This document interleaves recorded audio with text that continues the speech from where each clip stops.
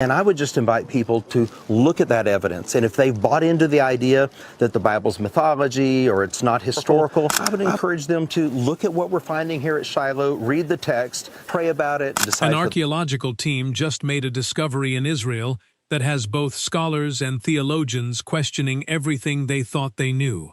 At a site called Shiloh, buried beneath centuries of dust and silence, they found a massive stone platform, animal remains from precise ritual sacrifices, and artifacts that match biblical descriptions with uncomfortable accuracy. The Ark of the Covenant has been missing for over 3,000 years. Nobody knows where it went. But for the first time, researchers believe they are standing on the ground where it once sat. Here is what they found. There is a hill in Israel that most people have never heard of. It sits quietly among the ancient landscape, surrounded by olive trees, crumbling stone walls, and dry wind that carries nothing but silence. No famous skyline marks it. No tour buses crowd its entrance. Its name is Shiloh, and for most of recorded history, it has been overlooked, buried beneath centuries of soil, forgotten by the modern world, left to sleep beneath the weight of time. But something has always been there, waiting. 3,000 years ago, Shiloh was not a forgotten hillside. It was the most important location in the ancient world for the people of Israel. Their spiritual capital, their national center of worship, the place where, according to Scripture, heaven physically touched earth. The book of Joshua records it simply. After the conquest of Canaan, the entire congregation of Israel gathered at Shiloh. They set up the tabernacle, the sacred portable dwelling of God, right here on this ground. And inside that tabernacle sat the most powerful and mysterious object ever described in human history, the Ark of the Covenant, a chest covered in pure gold. Inside it, the stone tablets of the 10 Commandments, the rod of Aaron, a jar of manna preserved from the wilderness. But beyond its contents, the Ark represented something far greater. It was described as the earthly throne of God, the physical location where divine presence rested among human beings. For over 300 years, this was where people came to meet that presence. Pilgrims walked for days to reach Shiloh.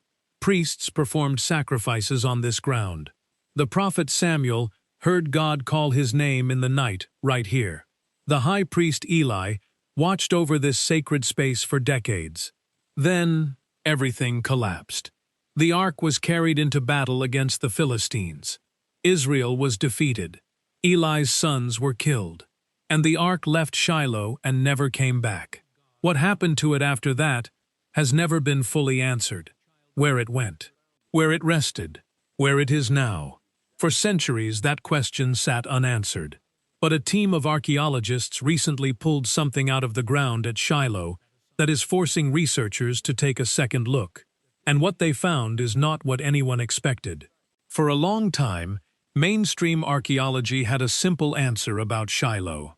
It was a minor ancient settlement, possibly significant to local Israelite culture. But the grand biblical narrative surrounding it, the tabernacle, the Ark, the 300 years of national worship, most secular scholars filed that under religious storytelling, not history. And for decades, the ground seemed to agree with them. Early excavations at Shiloh in the 20th century turned up pottery, walls, and basic settlement remains. Interesting, but nothing that screamed sacred national sanctuary. Nothing that demanded the world stop and pay attention. So the skeptics held their position. The Ark was myth. The tabernacle was legend. Shiloh was just another ancient village that religion had inflated into something grander than it ever was. But there was always a problem with that argument. The biblical text describing Shiloh is remarkably specific. It does not speak in vague spiritual poetry. It gives dimensions. It describes layouts. It names the families who served there, the rituals performed, the exact types of offerings made. It reads less like mythology and more like an administrative record. And that level of detail bothered certain researchers. Because in archaeology, specific details are either confirmed or contradicted by the ground. There is no middle ground. Either the evidence matches the text, or it does not. So a team called the Associates for Biblical Research decided to go back to Shiloh, not to prove the Bible right, not to disprove it either, but to dig deeper than anyone had dug before and let the ground speak for itself. What they found in the first season alone was enough to make them stay. But here is where it gets complicated, because the evidence they uncovered did not come with a label. It did not come with a sign that read, "Ark of the Covenant stood here." Archaeology never works that way. What it came with was a pattern, a sequence of findings that, when laid beside the biblical text, created something deeply difficult to dismiss. The question was not just what they found. The question was what it meant. And that answer would take years of careful excavation, analysis, and debate to begin to piece together. But the first clue came from something buried just beneath the surface. Something that should not have been there at all. The Associates for Biblical Research are not a fringe group. They are a team of credentialed scholars, field archaeologists, and historians who have spent decades working in the ancient Near East. Their excavations follow standard academic protocols. Their findings are documented, peer-reviewed, and published. When they returned to Shiloh for a new phase of excavation, they brought ground-penetrating technology, careful methodology, and one driving question: was there anything left beneath the surface that previous digs had missed? The answer came quickly. Within the first layers of excavation, the team began pulling up pottery. Not unusual for an ancient site, but this pottery was different.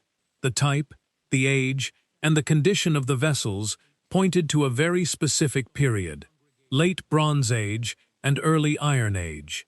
Precisely the window of time when the biblical account places the tabernacle at Shiloh. That alignment alone was worth noting. But then they found the bones. Scattered across several areas of the site were animal bones. Again, not unusual in ancient settlements. People ate animals. Bones get left behind. But these bones told a different story. Every single species identified from the bone fragments matched the list of animals permitted for sacrifice under Mosaic law: cattle, sheep, goats, pigeons. Not a single bone from an unclean animal was found in the areas surrounding the central structure. In a normal settlement, you would expect a mixture, people eating whatever was available. But this was not a random collection of leftovers. This was deliberate. The pattern matched ritual sacrifice, not daily meals. And some of those bones were found in a burned condition, consistent with burnt offerings described in the book of Leviticus. The team began to realize they were not excavating a village. They were excavating a sanctuary. But the bones were only the beginning, because as the dig continued deeper, the trowels began scraping against something solid, something large, something that had been cut with precision into the bedrock itself. A structure. And when the full dimensions of that structure began to emerge from the soil, the excavation team stopped, measured it again. Then we looked at each other, because what was taking shape beneath their feet did not match anything found at other ancient Israelite sites. It matched something else entirely. It was a platform, a large, rectangular stone platform cut directly into the bedrock of the hill, not built on top of the ground. Cut into it, deliberately, precisely, with intention. The dimensions were significant. The orientation was significant. But what made the excavation team pause was not just the size of the platform. It was the location, sitting at the heart of the site. Elevated, central, surrounded by evidence of ritual activity on all sides. Dr. Scott Stripling, the director of excavations, described the moment they began to understand what they were looking at. He said standing at that site felt different from other excavations.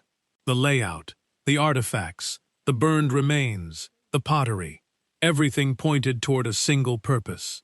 This was not a storage area, not a residential space, not a marketplace. Every indicator suggested this was the center of something sacred. And when the team began comparing the platform's dimensions and orientation, With the biblical description of the tabernacle courtyard in the book of Exodus, something remarkable happened. The numbers lined up, not perfectly. Archaeology rarely delivers perfection. Thousands of years of erosion, rebuilding, and destruction see to that. But the proportions were consistent. The orientation matched. The placement within the broader site aligned with what a careful reading of the biblical text would lead a researcher to expect. Could this stone platform be the foundation on which the tabernacle once stood? Could this be the ground where the Ark of the Covenant once rested beneath the outstretched wings of the golden cherubim? The team was careful, measured in their language. They did not declare victory. They did not announce proof. But they did say this: the evidence at Shiloh does not contradict the biblical account. It supports it. And in a field where the text is so frequently dismissed as unreliable, that alone is a significant statement. But there was still one more layer to uncover.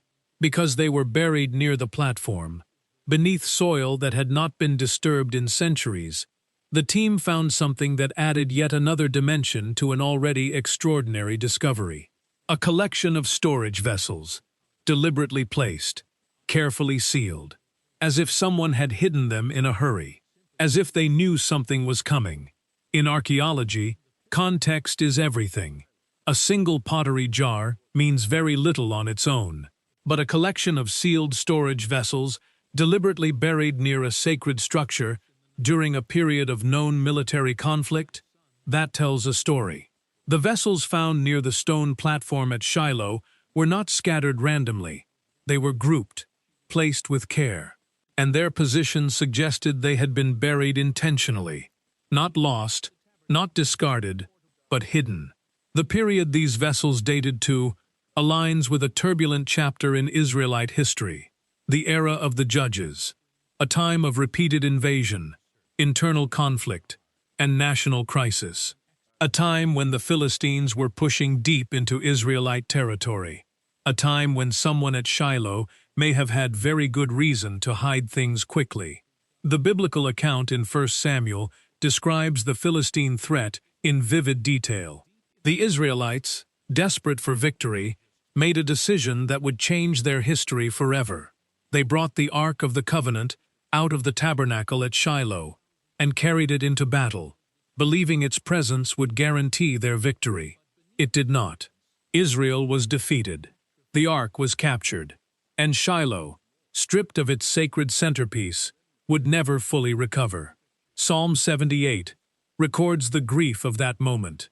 God, it says, abandoned the tabernacle of Shiloh, the tent he had set up among his people. Those words carry enormous weight when you are standing on the actual ground where it happened.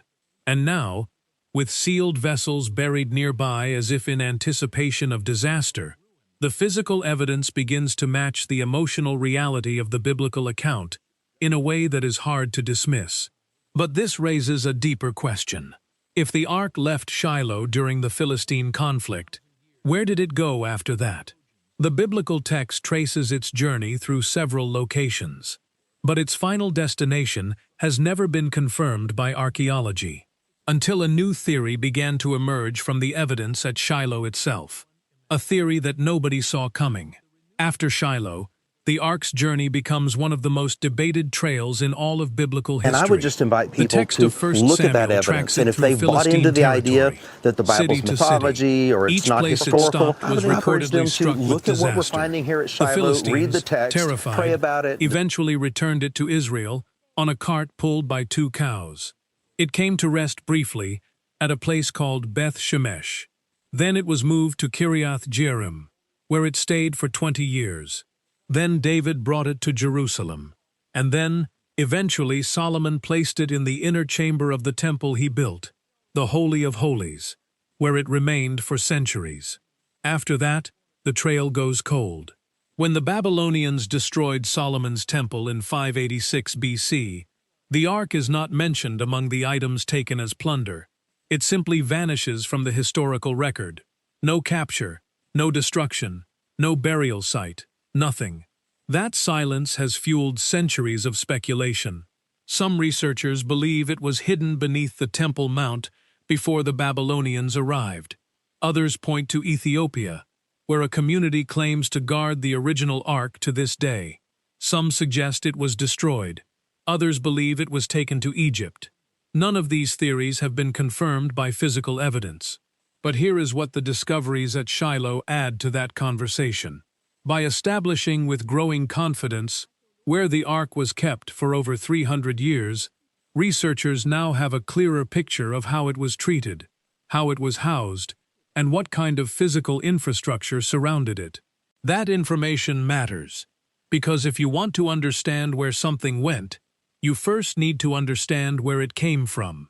Shiloh was the ark's longest home, its most established resting place, and the physical evidence now emerging from that site gives researchers a framework for understanding the sacred protocols surrounding the ark that may help narrow the search elsewhere.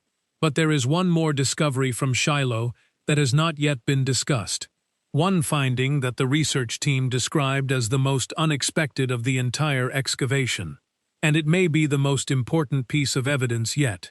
Every archaeological dig has a moment that shifts everything. A single find that reframes all the evidence that came before it. That makes the team stop, set down their tools, and reconsider what they are actually looking at. At Shiloh, that moment came when excavators uncovered what appeared to be the remnants of a destruction layer. A thick band of ash, burned material, and collapsed structural remains sitting directly above the occupation layer connected to the tabernacle period. This kind of destruction layer is a signature marker in ancient sites. It tells archaeologists that something violent happened here. A fire, a battle, a deliberate act of destruction. And the timing of this layer, based on the pottery and artifacts found within it, places it squarely in the period following the Philistine conflict, described in 1 Samuel. In other words, the ground at Shiloh appears to record the very disaster that the Bible describes. The prophet Jeremiah, writing centuries later, referenced Shiloh as a warning. He told the people of Jerusalem to go and see what God had done to Shiloh, because of the wickedness of his people. That reference only makes sense if the destruction of Shiloh was a known, visible, historical reality. Not a legend, not a story. A site people could actually visit and see with their own eyes. And now, thousands of years later, archaeologists are finding that destruction preserved in the soil, the ash layer, the collapsed walls, the abandoned vessels, the absence of the sacred artifacts that once filled the sanctuary, all of it consistent with a site that was violently emptied and never fully restored. This is not proof of the supernatural. Archaeology cannot measure the divine, but it is evidence that the events described in the biblical text left a real physical mark on the real physical world. And that changes the conversation. Because if the destruction is real, if the sanctuary is real, if the platform is real, then what else might be real? Step back and look at everything the excavation at Shiloh has produced. A massive stone platform oriented and proportioned in alignment with the biblical description of the tabernacle courtyard. Animal bones from exclusively clean species, arranged in patterns consistent with ritual sacrifice. Storage vessels deliberately buried during a period of known military threat. A destruction layer timed to the Philistine conflict. And an overall site layout that points not to a village or a market, but to a national center of worship. No single one of these findings proves everything, but together they form a pattern. And in archaeology, patterns matter more than individual artifacts. Dr. Stripling and his team have been careful not to overclaim. They have not declared that they found the ark. They have not announced that the debate is settled.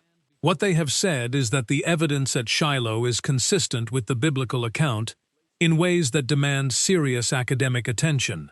And that is significant, because for decades, the default position in mainstream scholarship was that the biblical account of Shiloh was largely legendary. That position is now harder to hold. The ground is pushing back, and as new excavation seasons continue at Shiloh, With more advanced technology and deeper access to untouched layers of the site, researchers believe there is still more to find. Much more.